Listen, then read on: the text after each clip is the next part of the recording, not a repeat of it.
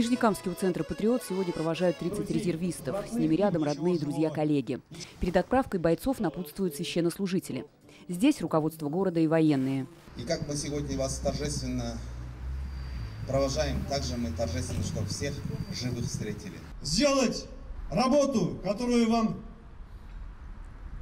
определят, и живыми, здоровыми, без царапин вернуться домой к своим семьям, к своим родным. С победой! 4 автобуса с мобилизированными уехало из Альметьевска в Казань за последние 2 дня. На площади перед местным ДК родные и близкие военнослужащих. С собой призванных рюкзаки со всем необходимым. Собирать их помогли предприниматели города.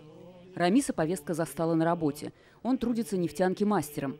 В свое время проходил срочную службу десантником. Понимаю, что надо.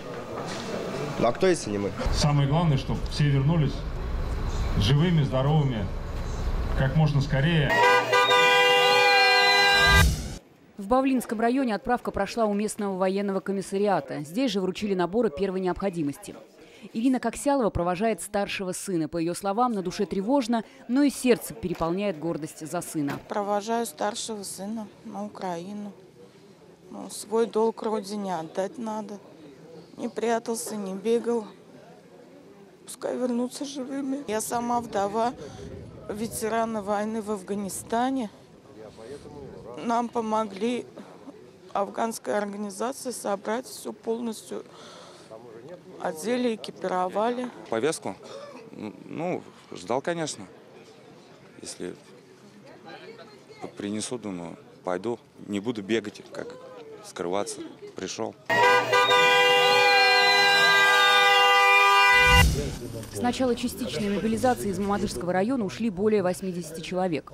Артем Горшунов, отслуживший во внутренних войсках в Подмосковье 5 лет назад, сегодня в числе тех, кто скоро окажется в зоне СВО. Вручили повестку. Ну, как бы, надо. Но я думаю, это каждого долг мужчины. Ага. Когда мы зашли, боевой.